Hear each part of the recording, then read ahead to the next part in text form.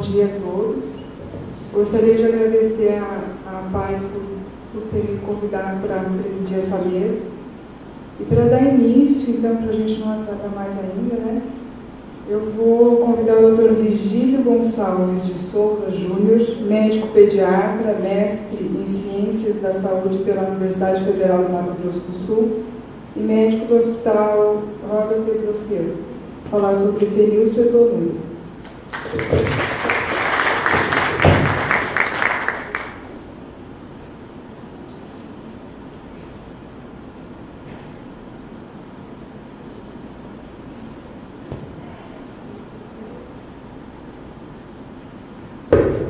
Gostaria de chamar a doutora Andréia Risuto de Oliveira Leno, médica neurologista infantil, mestre em neurologia pela USP, atualmente professora da Uniderp, neuropediatra do Hospital Regional e da Santa Casa, para falar sobre biotinidase.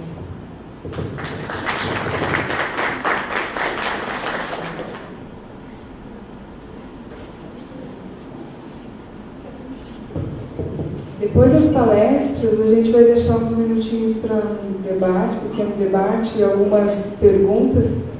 Então, vocês podem ir se organizando em relação às perguntas, né? Bom dia. Bom, nosso tema, fenilcetonúria. A fala sobre fenilcetonúria é bastante própria para esse evento, porque trata-se da doença que iniciou, uma das doenças que iniciou o processo de triagem neonatal no mundo, dado a sua relevância pela frequência e pela gravidade quando não tratada precocemente. No Brasil, nós temos um histórico bastante recente, mas que com datas bastante distantes entre pensar-se a questão do teste do pezinho como obrigatório de 90 e só em 92 nós temos um Programa Nacional de Triagem Neonatal. E a portaria de 2002, que modificou todo o perfil de atendimento ao paciente da triagem neonatal, unificando os esforços em relação ao que deveria ser padronizado.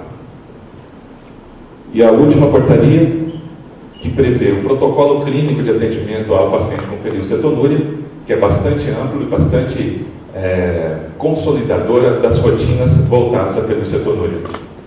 A fenilcetonúria é uma doença genética autossômica recessiva, que se caracteriza pelo distúrbio do metabolismo da fenilalanina, que é um aminoácido essencial no nosso organismo, que é muito presente em todos os órgãos, e que quando a pessoa afetada não produz a enzima que metaboliza essa fenilalanina acumula-se de forma tóxica no nosso organismo. E essa toxicidade, ela se caracteriza por retardo mental, principalmente. Daí a importância do diagnóstico precoce, porque muitos de nós não temos condições clínicas de fazer o diagnóstico, só de forma laboratorial. Esse problema está ligado a um cromossomo bastante já estudado, que apresenta mais de 500 mutações para a expressão dessa doença. Então, existe uma variedade muito grande da expressão clínica do paciente que tem um distúrbio na produção da enzima fenilhidroxilase, que estará afetado no paciente com fenilcetonúria ou hiperfenilalaninemia. E, de forma simples, nós temos que entender que o paciente adquire os genes de seus pais. Então, nós temos portadores sãos que vão transmitir quando, por uma questão estatística ou de infortúnio, a criança recebe os 2 genes dos seus pais e desenvolve a fenilcetonúria. Então nós temos portadores, filhos, certamente de pais ou fenilcetonúricos ou portadores também, e que só vão manifestar a doença quando recebem os 2 genes, um de cada genitor. A estatística nossa no Brasil, no último levantamento nacional dos centros de triagem de testes do pezinho, de 2002, é uma criança a cada 24 mil, aproximadamente, semelhante ao Mato Grosso do Sul. Estamos hoje, o slide não ficou muito bom, mas num nível 2, 3 técnico no Mato Grosso do Sul. Mas há muito tempo, o teste do pezinho no Mato Grosso do Sul é o mais amplo, o mais completo do Brasil. E isso nós podemos falar com propriedade, porque muitas doenças que aqui foram triadas serviram de base para os programas do governo do Brasil para a implantação do sistema que é hoje visto de forma exemplar. Então, o IPED, a APAE, é um pioneiro na pesquisa de uma série de doenças, e vocês podem ficar tranquilos que o nível de qualidade do Instituto é muito alto, reconhecido internacionalmente. E aqui é só para mostrar as coberturas por estados, que é superior a 60% a maioria dos estados. O Mato Grosso do Sul apesar da estatística estar aqui abaixo de 90%, é superior a 90% de todas as crianças nascidas no estado. Bom, a fenilcetonúria, quando não tratada, e ela deve ser tratada já nas primeiras semanas de vida, ela cursa com essa série de sintomas: vômitos, dermatites, crânio diminuído, convulsões, hipertonia, hiperreatividade, retardo de desenvolvimento e retardo de crescimento. Então, a toxicidade da fenilalanina é muito grande, tanto física quanto mental. Então, são crianças gravemente afetadas já nos primeiros meses de vida, quando não tratadas. Essa realidade de pacientes não tratados é distante hoje do Brasil. É muito difícil você ver uma criança com fenilcetonúria clássica sem o diagnóstico. Mas nós já conseguimos encontrar casos tardios aqui no Mato Grosso do Sul por conta do teste da gestante, que também faz na gestante a dosagem de fenilalanina, que é um projeto pioneiro no mundo que foi criado aqui no Mato Grosso do Sul, que é a triagem da fenilcetonúria nas gestantes também. A metodologia de pesquisa do teste para a fenilcetonúria é variada, e o IPED faz todas as metodologias possíveis para esse tipo de exame. E agora, a espectrometria de massa é o exame mais sofisticado e específico para esse tipo de doença. E é simples, é um teste feito com papel filtro, como todos sabem, é o teste do pezinho, uma coleta feita após 48 horas de vida, onde a criança já ingeriu alguma quantidade de leite. E o leite tem a fenilalanina, que vai intoxicar, digamos, a criança, e a sua dosagem, depois de algumas mamadas, já é possível fazer o diagnóstico. O bloqueio enzimático é na produção da fenilalanina hidroxilase, quer dizer, o portador da doença não consegue fazer essa enzima que metaboliza a fenilalanina em tirosina, que é outro aminoácido que nós temos no nosso organismo. Há um aumento, portanto, da fenilalanina, que tem no seu metabolismo uma série de elementos tóxicos, mas ela por si só, a fenilalanina, já é tóxica e é a principal responsável pela doença. E com o diagnóstico precoce, a ideia é tirar a fenilalanina da dieta da criança, que está presente no leite humano, no leite materno, e oferecer a ela um leite com pouco ou nenhuma fenilalanina, para nós compensarmos esse distúrbio e dessa forma evitarmos que ela adquira a doença fenilcetonúria, que é a colisão cerebral.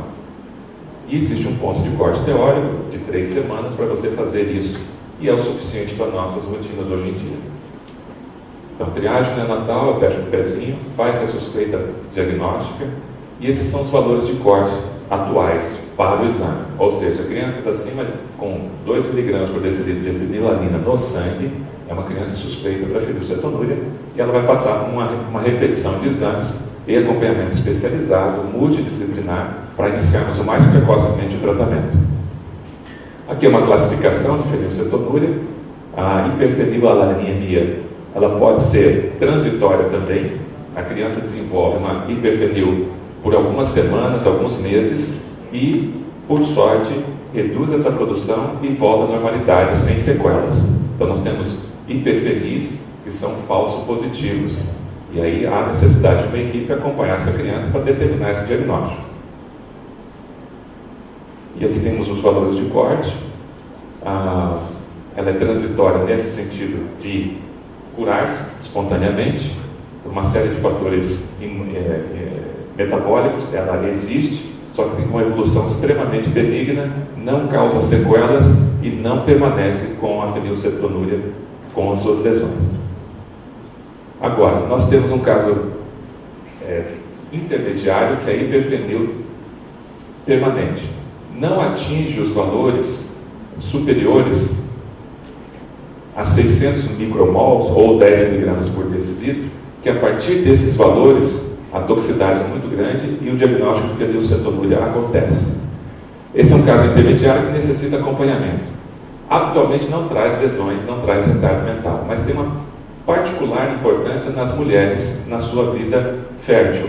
Quando essas mulheres engravidam, embora elas portadoras dessa doença não tenham sintomas, elas podem gerar fetos com malformações e distúrbios neurológicos graves. Então são crianças que a gente acompanha também, particularmente as meninas. Aqui só alguns comentários da manifestação da doença. E lembrando que o tratamento precoce transforma aquela criança que poderia ser retardada no seu desenvolvimento em criança normal. Você tem um fluxograma de tratamento e a rotina. Já na primeira consulta, a ideia é acomodar, receber, acolher a família com o paciente com fenilcetonúria. E esse é o grande diferencial na triagem neonatal.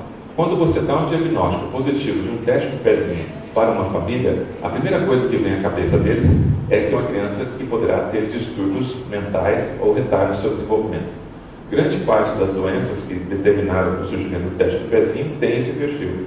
Mas hoje nós criamos doenças benignas que não transitam no distúrbio neurológico, mas que necessitam terapêutica precoce com resultados muito bons, como é a anemia falciforme, que não tem nada a ver com o distúrbio neurológico, retardo mental. Mas a ideia é, ao recebermos a criança com fenilcetonúria, envolvermos na família que tem esse perfil de tratamento, porque a criança deverá ser tratada o resto da sua vida. Então nós fazemos uma avaliação da dieta principalmente, aí a importância de uma nutricionista especializada na área, para acompanharmos qual a quantidade de leite que vai ser oferecida a esse recém-nascido. Imagine vocês, nós temos que até muitas vezes suspender o aleitamento materno por conta de uma doença metabólica. Isso muitas vezes é traumático para a família. Introduzimos um leite artificial, importado, caríssimo, que é dado pelo governo. Daí a necessidade da proximidade da criança, da família com as nossas equipes. E o diagnóstico definitivo é a dosagem de uma criança sem tratamento nessa quantidade de fenilalanina no seu sangue. Aí faz o diagnóstico e passamos ao aconselhamento genético feito por geneticista para poder fazer o segmento da família também. Esse é um teste que pode ser feito quando há dúvida diagnóstica. Nós fazemos uma sobrecarga de fenilalanina e dosamos com os equipamentos do IPED qualquer resposta a um excesso de fenilalanina. Lembrando que isso é tóxico e nós fazemos só sob controle laboratorial. Aí nós temos os resultados. Quando abaixo de 2 mg por decilitro, a transitória. Entre 2 e 10 mg, aquela permanente que provavelmente vai correr sem retardo mental. A fenilcetonúria clássica leve, que é bastante mais fácil de tratar, digamos assim, e a clássica grave. Essa aqui são crianças que, se não fizerem dieta muito restritiva, elas desenvolvem sintomas neurológicos que vão desde uma irritabilidade até crises convulsivas e retardo mental. Isso nós acompanhamos por muitos anos e percebemos que quando há uma leve modificação na dieta e alcança-se esses níveis, o comportamento da criança muda totalmente. O comportamento do adulto também, que tem a fenilcetonúria. Então, as crianças que já são hoje adolescentes e algumas adultas, elas por si só percebem quando estão erradas na sua dieta, porque elas sentem o próprio organismo respondendo a essa toxicidade. Aqui, os objetivos do atendimento médico: aconselhamento genético, diagnóstico diferencial, estado nutricional, desenvolvimento e as profilaxias de intercorrências nutricionais. Porque nós temos que tirar praticamente todos os alimentos ricos em proteínas. Imagine vocês, uma criança indo para a escola, tendo uma restrição absurda de alimentos, vendo os amiguinhos comendo tudo quanto é coisa e ele não podendo fazer isso. Esse é um drama que nós vivemos com o fenilcetonúrico.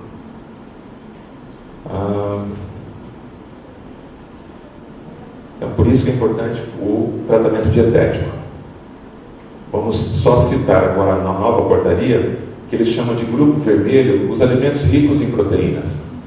Imagina você, a criança não pode ter sorvete na sua rotina, não pode ter uma salsicha. Isso é muito difícil para uma criança não comer um cachorro quente, né? Então, nós temos hoje produtos que são feitos de forma artesanal e alguns industriais para substituir esse tipo de alimentação que é proibitivo para crianças com fenilcetonúria. Então, são chamados de grupo vermelho.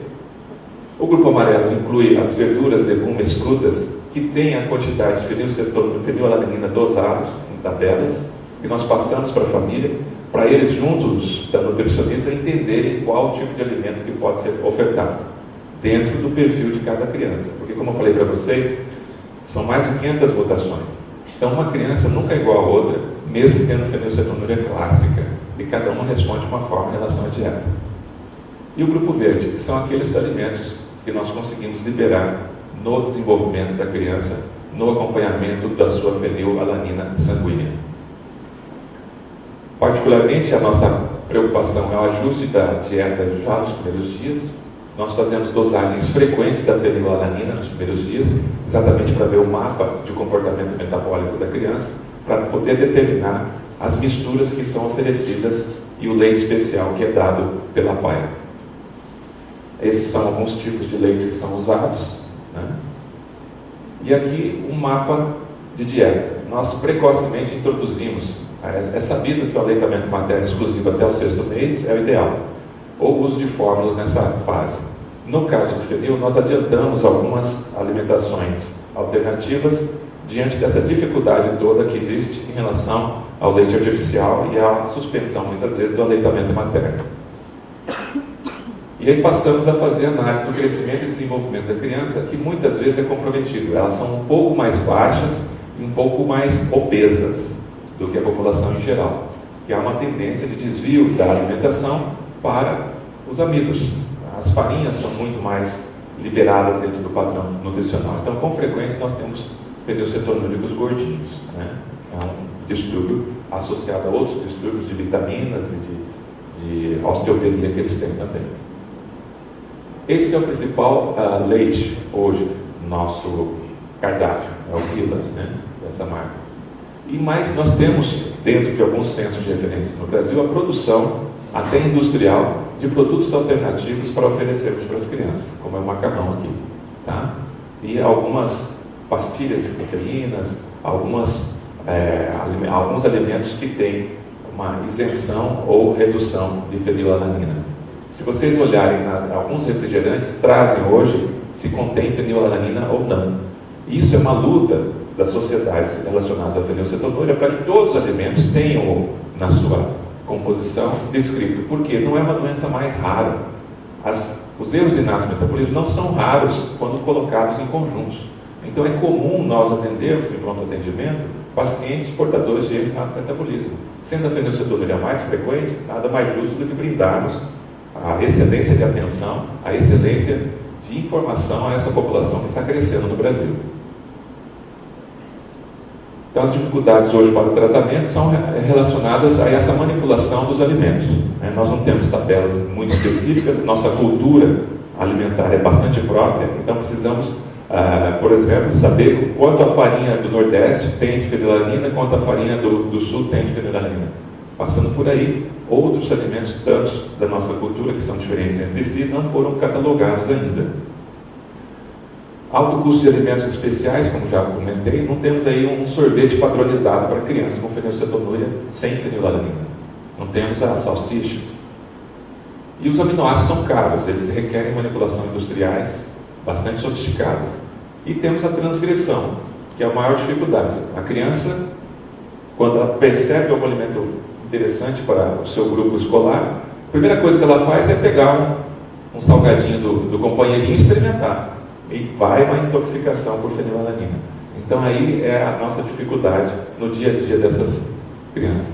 Nós temos hoje esse livro, que é Receitas Especiais para Fenilcetonúria, mas ele está isolado. Nós tínhamos que ter mais 3, 4, 5, 10 livros sobre esse tipo de tema. E não temos, né? Uma sugestão para nós escrevermos mais. As dificuldades no controle nutricional por faixa etária é grande. E hoje nós temos as gestantes com fenilcetonúria também, ou hiperfenilalanemia, que também são um rol de pacientes para fazermos orientação nutricional. Muitas vezes o paciente vem para o controle laboratorial e está numa dieta totalmente errada. 3 dias antes de fazer o controle laboratorial, entra no padrão ouro, nunca viu proteína. Aí o exame vem normal. Aí você olha para a criança, está atrasada, desenvolvimento inadequado, aí você fica se questionando. Aí você aborda a família, infelizmente muitas famílias são muito carentes e não entendem a importância daquele controle, tentando burlar o próprio segmento que nós fazemos, enganando a si mesmo. E aí a criança está sofrendo as lesões da fenilalanina. É um trabalho de dia a dia. Obesidade por conta da característica calórica da dieta, pouco proteica, e esses problemas culturais. Então a adesão à dieta depende de vários aspectos socioeconômicos, que a equipe está preparada para encarar. E, por último, a criança que tem a fenilcetonúria identificada a tempo e entra em uma dieta em 3 semanas de idade tem o melhor prognóstico e normalmente não tem atraso grave de desenvolvimento do retardo mental. É uma criança normal. Nós temos já pacientes que eu acompanhei que estão na faculdade. Isso é um orgulho para nós, porque esses pacientes foram triados aqui, foram acompanhados aqui e hoje têm vida normal. E a nossa ideia é que eles tenham acesso a esse tipo de alimento em breve. Isso não é parte da realidade deles e é parte do nosso dia a dia. Mas esses são os pacientes, capa da nossa revista de algumas edições atrás, numa festa que foi preparada com alimentos próprios, como aqueles que é um tipo de festa. Imagina, comer alimentos que nós temos acesso em qualquer festinha, para eles foi a maior festa. Olha só o perfil dos clientes, né? Não tem nenhum atrasado, não tem nenhum com atraso mental importante, todos bem tratados, esse na faculdade, essa que tem com a faculdade. Então, era isso aí. Obrigado.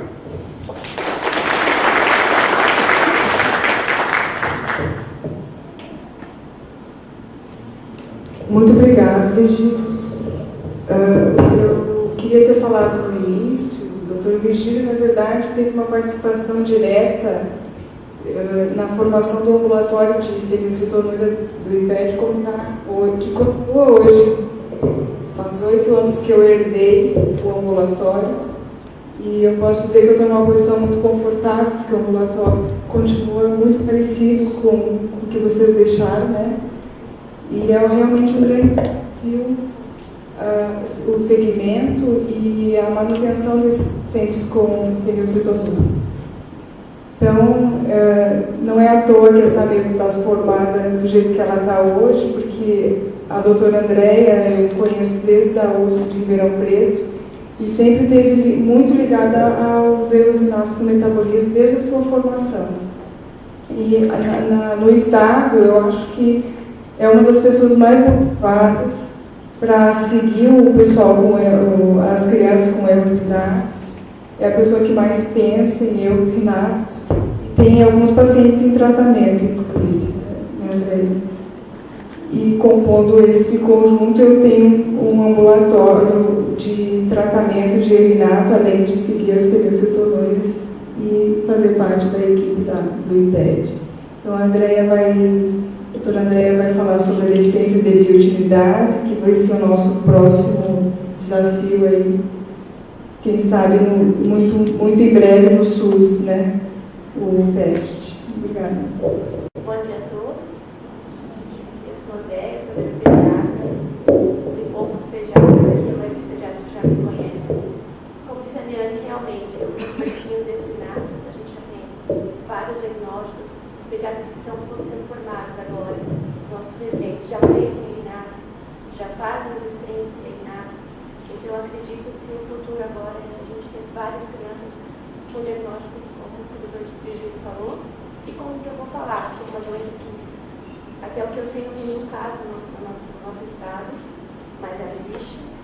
E a gente talvez não tenha feito diagnóstico porque é uma doença que não faz parte do screening do SUS ainda, né? Em mais de 25 países já é feito screening para essa doença, mas aqui em Campo Grande e na maioria dos estados do Brasil ainda não. Então, eu vou falar um pouquinho sobre a deficiência de biotinidase. A deficiência de biotinidase também faz parte do grupo de erros inatos e metabolismo. Como disse o Dr. Virgílio, já são mais de 400 doenças conhecidas. Então, é um número grande de doenças. É uma doença que tem uma herança autossômica recessiva. E a sua incidência geral na população mundial é 1 para cada 60 mil. Se a gente for pegar por países, ela parece baixa. Por exemplo, na Austrália, eles colocam 0 para 5 mil, a Áustria 1 para 86 mil pacientes, Canadá 0 a 4 para 75 mil pacientes, Itália 0 para 15 mil, Estados Unidos 0 a 2 para 215 mil. No Brasil, a partir do estudo que foi feito em 2004, com a participação de Wolff, que é um pesquisador da doença, chegou-se a esse número, 1 para cada 9 mil pacientes, 9 mil indivíduos. Quer dizer, deve ter bastante caso aqui em Campo Grande e a gente ainda não achou. Por que não achou? Porque às vezes quando essa criança chega, ela já chega bem descompensada, às vezes vai a óbito e às vezes não é pensado nem Renato. Ela chega com quadro de sepse, entra em coma, acaba descompensando e a gente não faz diagnóstico. E é uma doença que, se a gente faz diagnóstico precoce, a gente trata e a criança tem uma vida normal. Como eu já falei, ela é relacionada ao ciclo da biotina. A biotina é uma vitamina hidrossolúvel essencial, que faz parte do complexo B. E ela é coenzima de 4 carboxilases. Eu vou falar por cima porque isso é muito complexo. Essas carboxilases, eu vou mostrar para vocês, elas estão envolvidas no catabolismo de aminoácidos, ácidos graxos e anel-glicogênese. Então, quando você tem um distúrbio disso, você vai ter um quadro bem complexo. Não é um quadro tão simples. E muitas vezes a criança vai chegar com um quadro semelhante a um quadro de desnutrição. A deficiência na atividade da biotinidase é o defeito primário da maioria dessas crianças. Porque a gente pode ter a deficiência da biotinidase ou a deficiência de carboxilases múltiplas, que é um quadro mais grave. A deficiência de biotinidase sozinha é um quadro menos grave, que pode ter um início tardio e que tem uma resposta muito boa com o tratamento, com a introdução da biotina.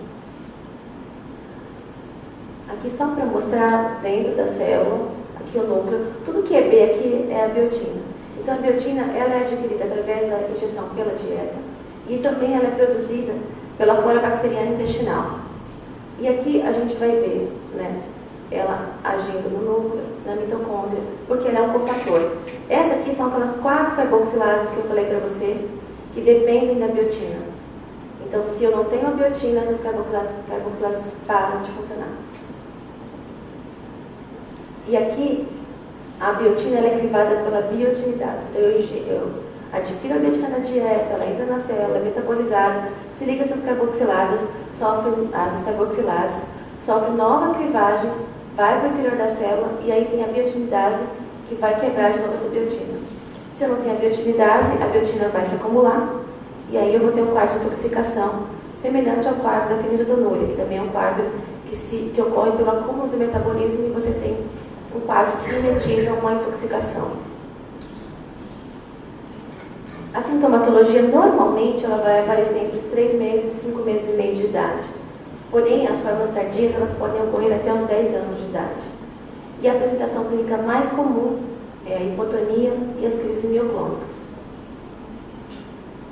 Além disso, eu posso ter ataxia, hiperventilação, estridor, problemas respiratórios e atraso no desenvolvimento neuropsicomotor. A gente vai ter a acidose metabólica, que vai ocorrer mais tardiamente em 60% dos casos. E aqui, eu vou ter alterações de pele que são típicas da biotinidase. Quando eu tiver um paciente assim, eu tenho que pensar em deficiência de biotina, em deficiência de biotinidase, que é a dermatite seborreica ou tópica, a alopécia e conjuntivite. O único caso que eu vi, que foi quando eu estava na minha residência, a gente pensou em deficiência de biotinidase porque o paciente tinha alopécia e crises convulsivas. Além disso, a deficiência de biotinidase, ela concorre com uma deficiência imunitária dos linfócitos T e B. E esses pacientes eles vão ter mais infecções por cândida. É importante saber que o leite materno ele contém menos biotina que as formas artificiais. Portanto, nessas crianças em aleitamento materno exclusivo, os sintomas podem ser mais precoces. Em mais de 70% dos casos, eu vou ter convulsões, hipotonia ou alopécia antes do diagnóstico. Então, alopécia, convulsão, hipotonia, pensar em deficiência de biotinidase. Os sintomas eles são principalmente neurológicos, né? E cutâneos. Novamente, eu falando isso para vocês não esquecerem. Que são hipotonia, letargia, crises convulsivas, ataxia, atraso no desenvolvimento, perda auditiva. Aqui eu vou falar da perda auditiva, isso vai ocorrer na deficiência de virgindade, e problemas visuais, rachas cutâneos e alopécias. O que a gente pode ter também, e aqui quem vai pesquisar mais é o pediatra, o neuropediatra, o geneticista, é a cetoacidose, hiperonemia e aciduria orgânica. Nas formas de início tardio, eu vou pensar quando chega uma criança para mim que tem ataxia e sinais cerebelares, concomitante ao racha de pele e alopécia. 80% desses casos eu vou ter aciduria orgânica, e quando for fazer a avaliação, né, dos ácidos orgânicos na urina, eu vou ter os seguintes metabólitos: ácido beta-hidroxiisovalérico, lactato, beta-metilirotonioglicina, beta-hidroxipropionato e metilcitrato. Criança que tem essa sintomatologia, se não tratada, em 20% dos casos ela vai evoluir para o coma e o óbito. O tratamento é simples, é a administração da biotina, eu vou falar a dose. Em mais de 25 países, essa doença já é pesquisada, já faz parte do screening realizado em recém-nascidos.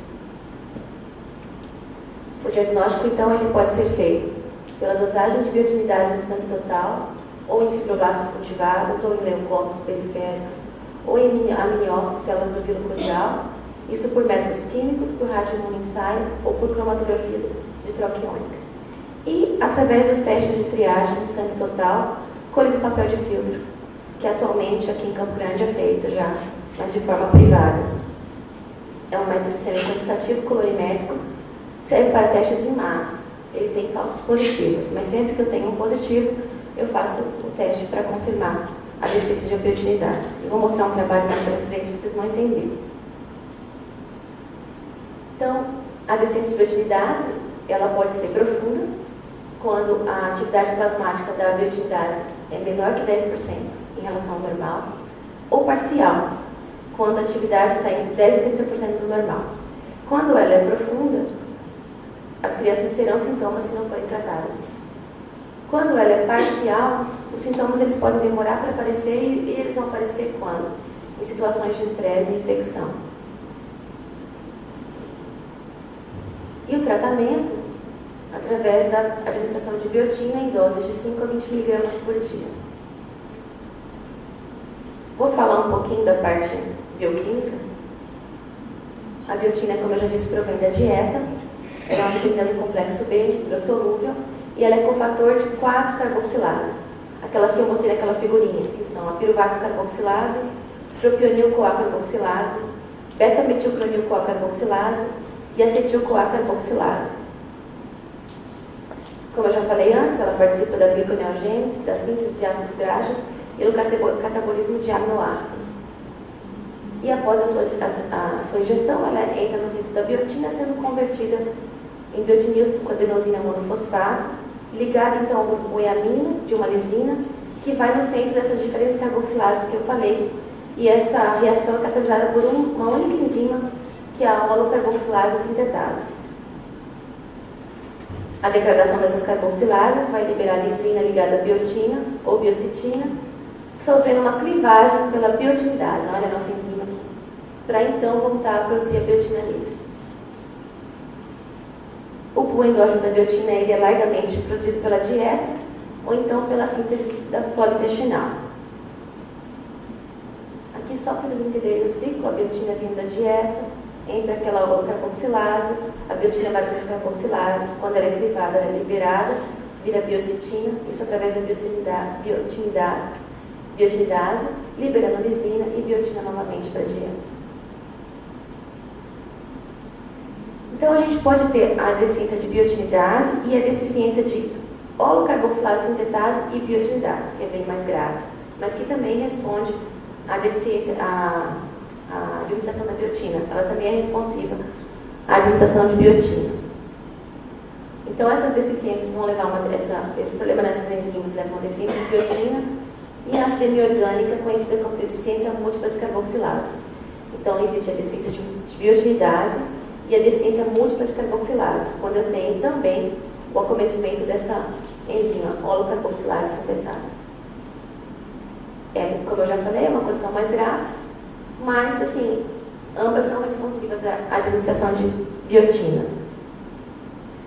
Aqui, só para ilustrar, eu trouxe um caso de uma criança na Índia. Os piores casos parece que estão sempre lá na Índia. Toda vez que eu pego uma doença grave, tem sempre um jornal indiano referindo uma doença dessas, dos nossos elusinados. É uma criança de 3 meses, previamente ista, que chegou no hospital com quadro de acidose, distúrbio respiratório, e chamava a atenção que ele tinha já as lesões de pele, ele tinha um racho ao redor do pescoço, região das costas, região perineal, tinha conjuntivite e tinha alopecia e dermatite seborreica. E isso desde o nascimento. Ele fez um quadro de acidose metabólica grave, ele tinha cetonúria, e quando eles foram fazer o tandem, eles observaram um aumento no metabólito que sugeriam uma deficiência de holocarboxilase. Então, foi dosada a biotinidase, né? E eles viram que ele tinha uma deficiência na biotinidase. Foi introduzida a biotina e a criança melhorou em poucos dias, assim, muito. Praticamente a criança entrou para a normalidade, evoluiu com o desenvolvimento do motor normal. E aí tem uma foto que mostra que a alopecia que a criança apresentava, né, na entrada e após tratamento. Para finalizar, eu quero só falar desse screening que foi feito, na verdade, no Brasil, com a colaboração do Wolf, que é esse estudioso da deficiência de biotinidase. Então, até então, a gente não tinha nenhuma casuística aqui no nosso país. E aí, a gente tem um laboratório em Porto Alegre que faz triagem para todo o país, praticamente. E, através do screening feito, aquele screening ampliado, que não é feito pelo SUS, né, eles investigaram todos os casos de déficit de biotinidase. Isso foi feito em 2004. Foram amostras de papel de filtro de 225 mil bebês. Esses bebês tinham idade de 2 a 30 dias de vida. Né? Foi feito pelo método colorimétrico quantitativo, né? Sendo que o valor normal era de 4 a 10 micromols p-aminobenzoato, que é metabólico, por ml por minuto. Dessas crianças, 21, de 220 mil, um pouquinho mais, 21 apresentaram atividade menor que 30%. Nessas crianças foi feito sequenciamento de DNA. Foi solicitado a essas famílias amostra sanguínea, sangue total, para fazer o sequenciamento de DNA. Então, desses 220 mil, 272 crianças tinham atividade de biotinidase baixa ou ausente. Foram então solicitadas novas amostras de plasma. Só 240 pacientes enviaram essas amostras, e desses 240, 36 apresentaram atividade menor que 30%, 14% menor que 10%, 3 e 22 com atividade entre 10% e 30%. Desses 36 pacientes, foram solicitadas amostras para sequenciamento, mas apenas 21 famílias concordaram em fazer o sequenciamento. Nenhuma dessas famílias eram consanguíneas. A análise mutacional que foi feita, ela confirma ou exclui o diagnóstico da deficiência de biotinidase. Então, quando eu faço o screening, esse screening que é feito neonatal, eu tenho que confirmar. O que a gente observou dessa análise mutacional? Que 3 pacientes tinham deficiência profunda, 10 parcial, 1 com homozigose para parcial, 4 com heterozigose para profunda e parcial e 3 normais. Somente os pacientes que foram confirmados com deficiência profunda ou parcial necessitaram de tratamento com biotina. Sabe-se que a incidência mundial da deficiência de biotinidase é estimada para 60 mil. De acordo com esse trabalho, onde encontrou-se 22 casos em 198.694 recém-nascidos, estima-se que a incidência no Brasil esteja em torno de 1 para cada 9 mil nascimentos. Após esse trabalho, em Brasília, foi aprovado um projeto de lei que tornou obrigatório no Distrito Federal o teste do pezinho para diagnóstico de deficiência de biotinidase. É isso, gente.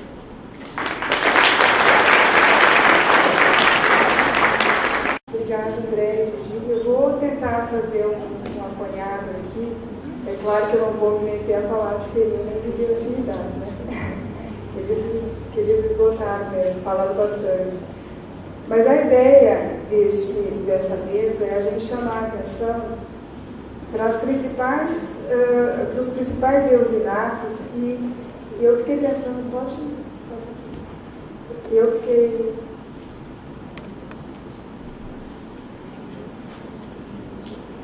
pensando qual seria o melhor recado para dar, porque quando a gente vai falar de genética, todo mundo fica arrepiado, meu Deus, o que a gente vai falar de genética, né?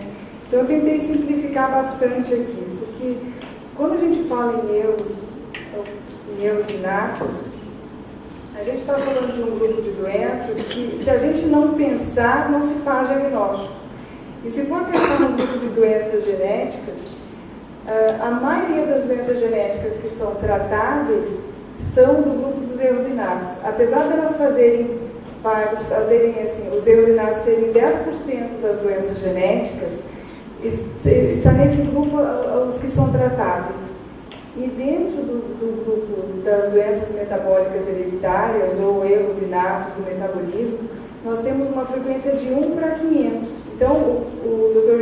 Virgílio já tinha comentado isso, no pronto-socorro chega muito, a doutora Andréia pega muito no pronto-socorro, UTI, porque realmente eles são frequentes. Então, o grupo inteiro das doenças metabólicas é em torno de 1 para 500, é a frequência da síndrome de Down. Todo mundo cruza e todo mundo conhece, todo mundo já viu uma criança com síndrome de Down.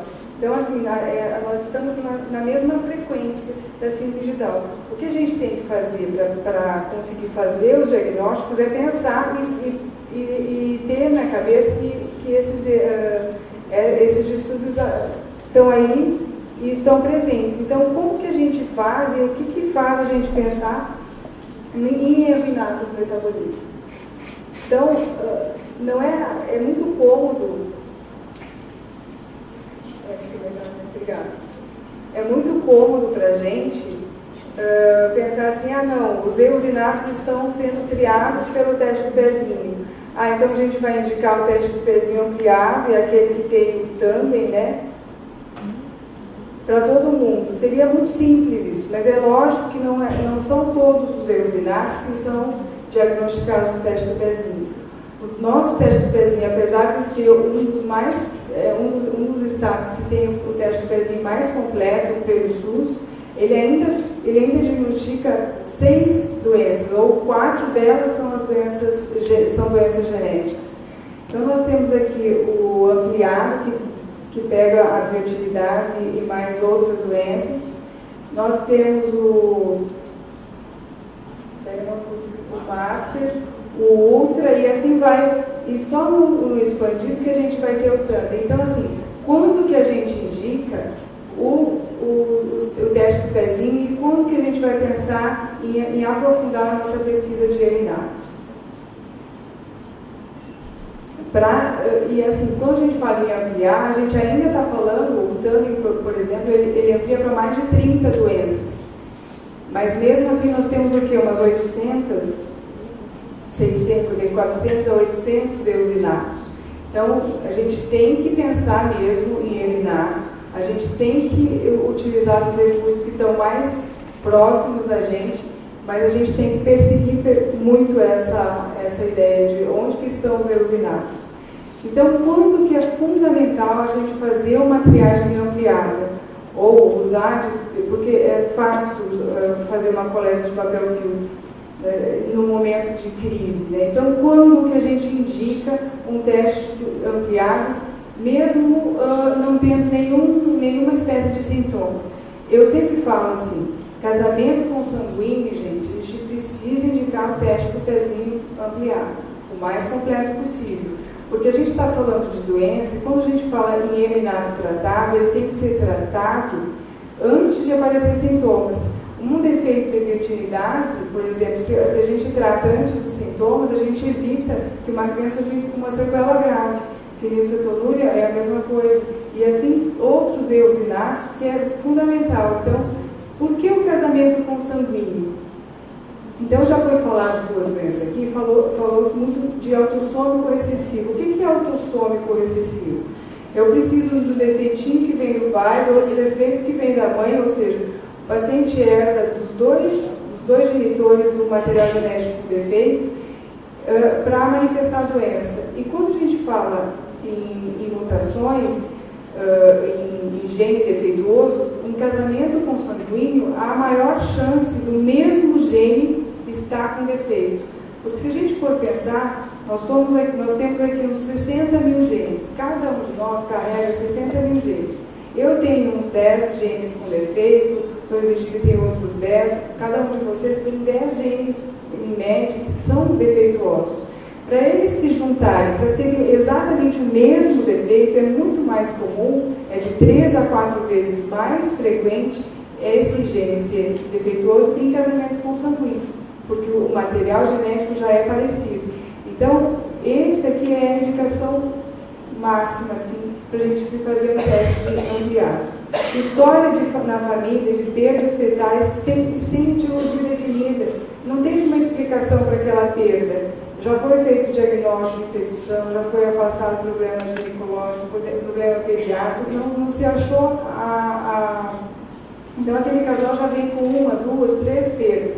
Então, quando nasceu o neném, vamos fazer o teste do pezinho ampliado. História de natimorto, neomorto prévio, sem causa definida. História de morte por suspeita de erinato, mas não deu tempo de fazer o diagnóstico.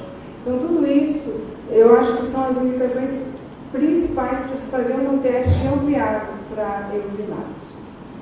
E quem trabalha na equipe básica de saúde tem que ter um perfil daquela família que vai além do pai e da mãe.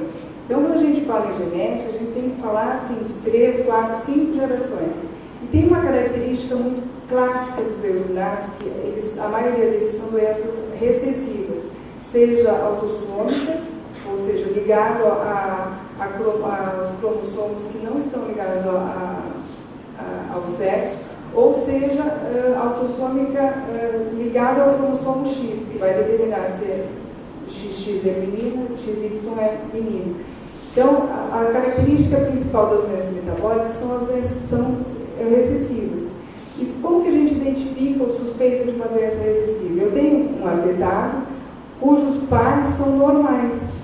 E se esse afetado aqui tiver numa família onde tem um casamento consanguíneo, a chance desse casamento consanguíneo repetir essa doença é muito mais alta que a população.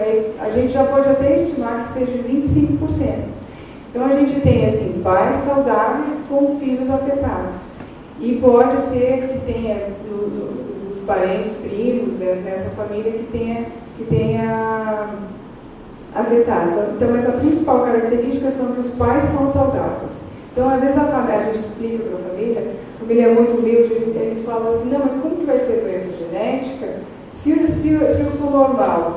Aí você tem que explicar que vem o defeitinho da mãe, o defeitinho do pai. Para se manifestar a doença, tem que ter o defeito vindo dos dois, e assim por diante. Outro heredograma típico é o ligado ao cromossomo X. Então, assim, o homem afetado, ele passa o X para suas filhas. Elas passam a ser portadoras do gene. Não portadoras da doença, portadoras do gene. E elas têm 50% de risco de ter meninos afetados.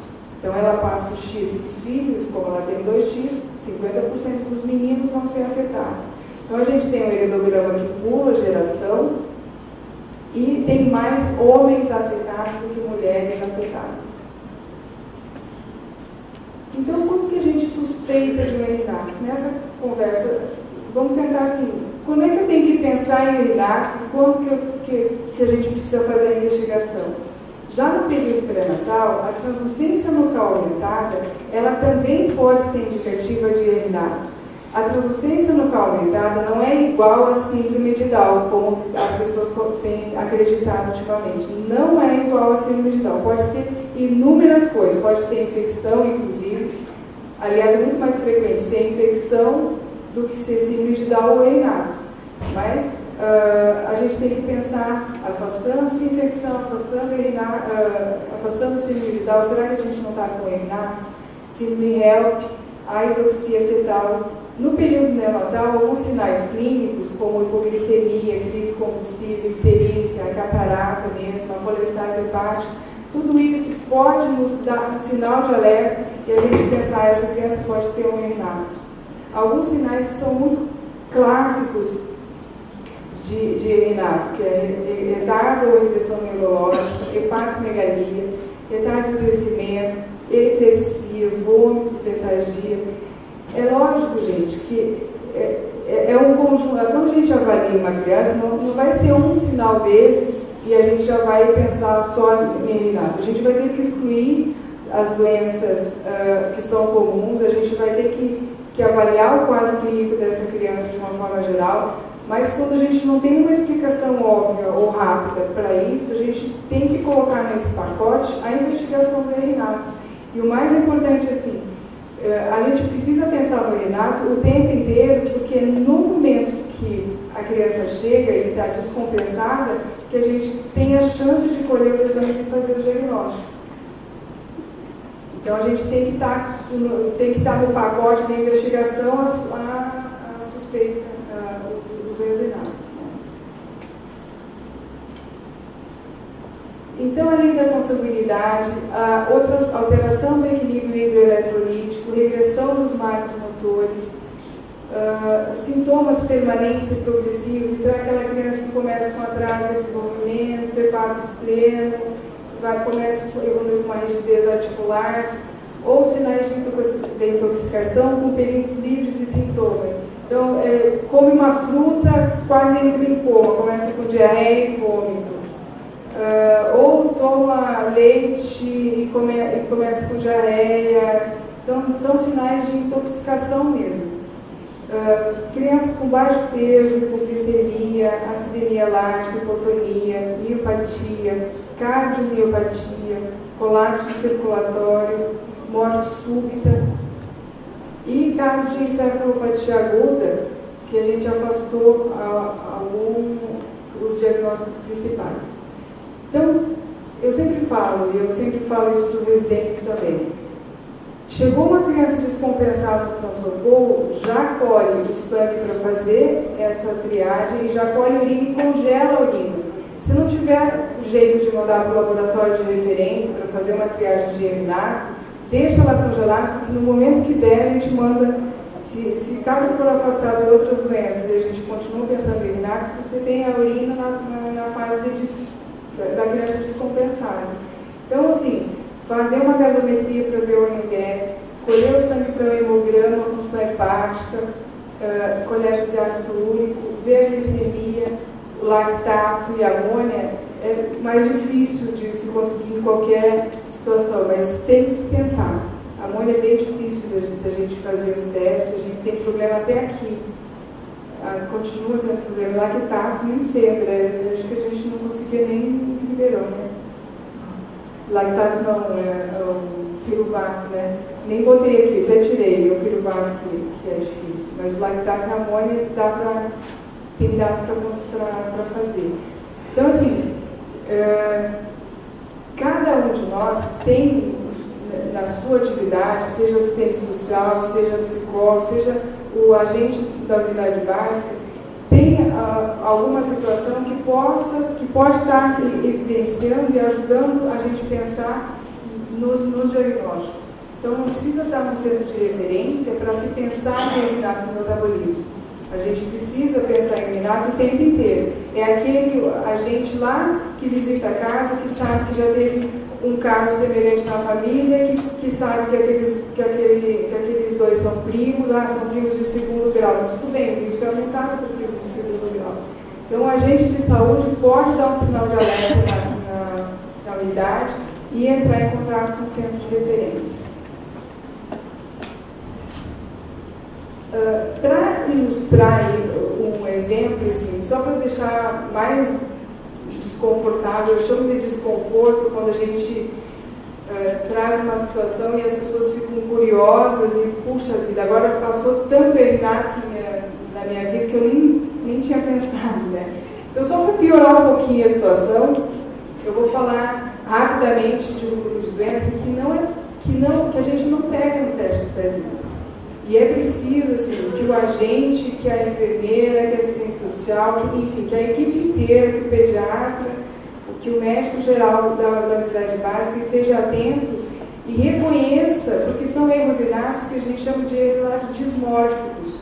Eles parecem ser aquela doença genética sindrômica que não tem jeito, mas se a gente identificar precocemente esse grupo de pacientes e a gente colocar eles em terapia, a gente muda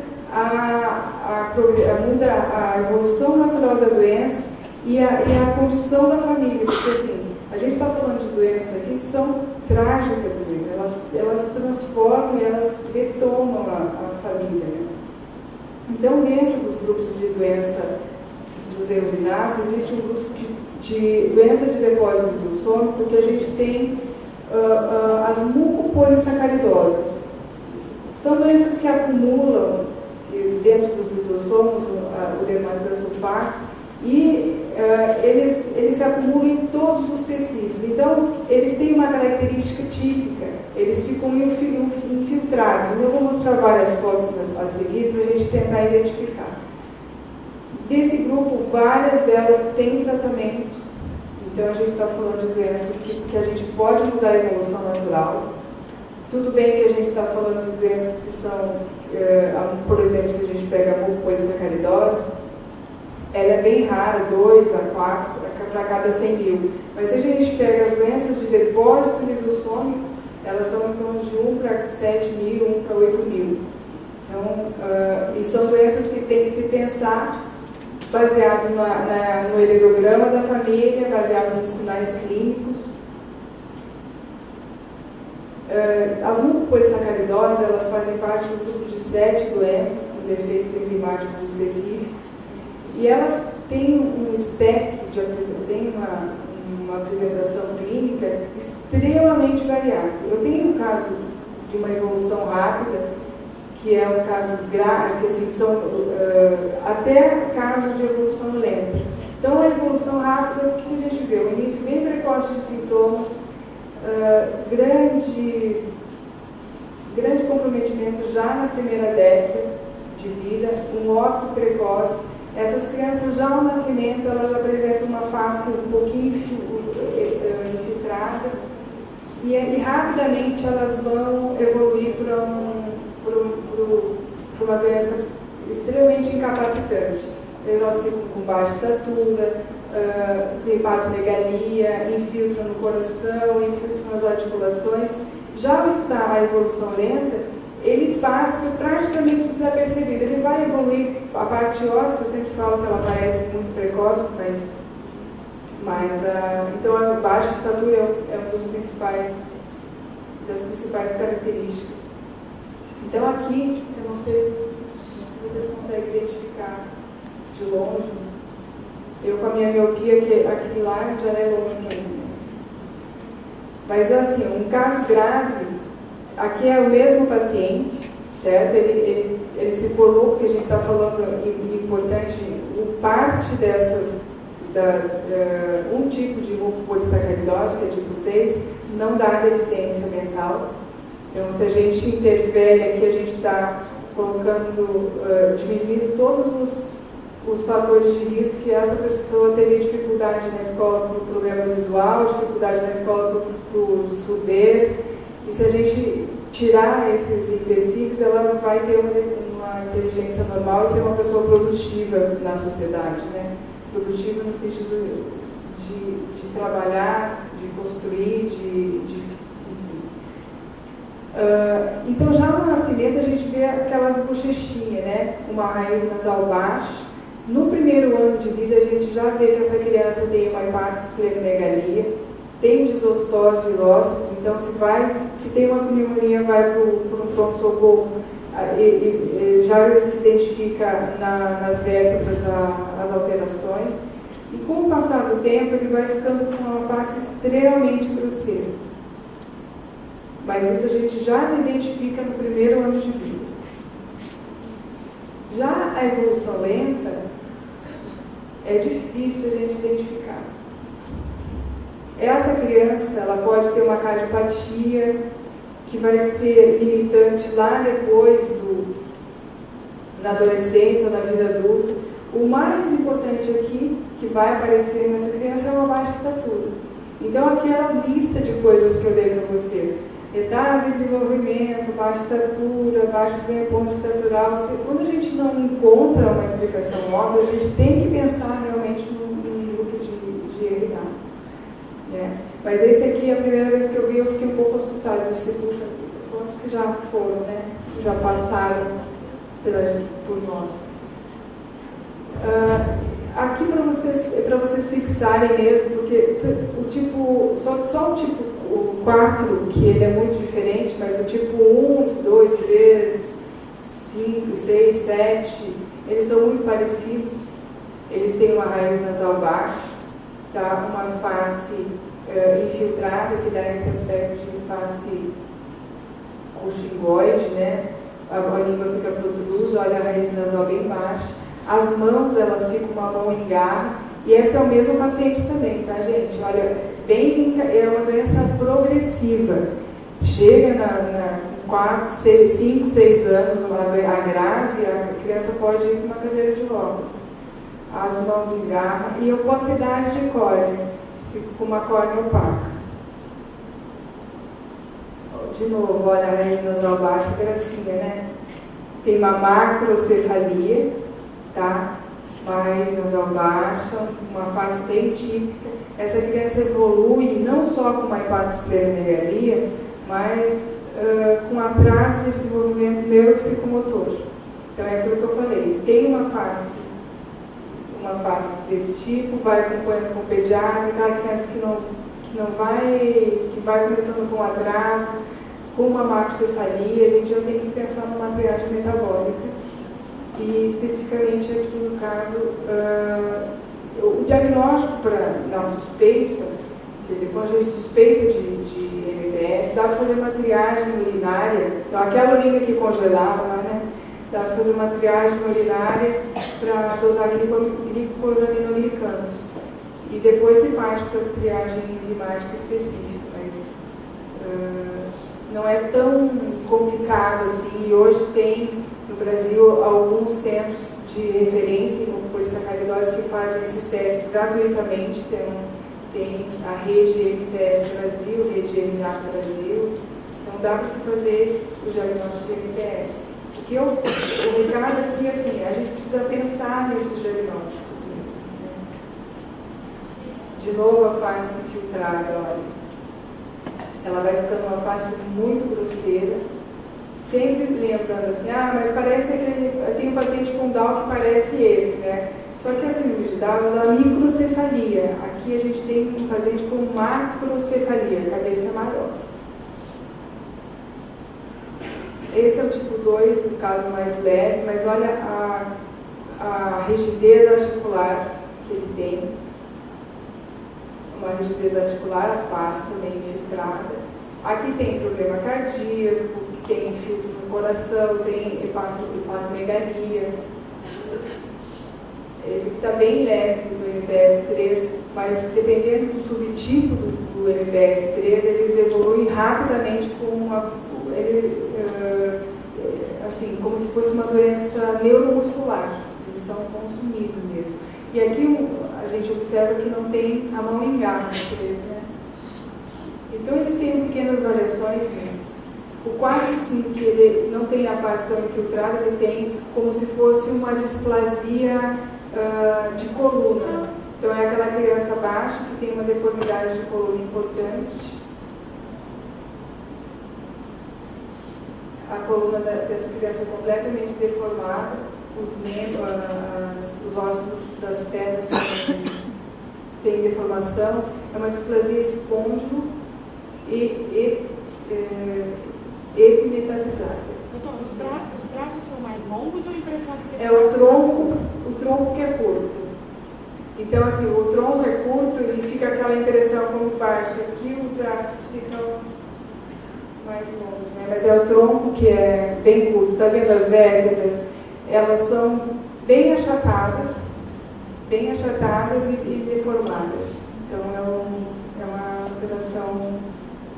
E ele confunde bastante com outras displasias ósseas. Esse aqui é o único diferente desse grupo, né?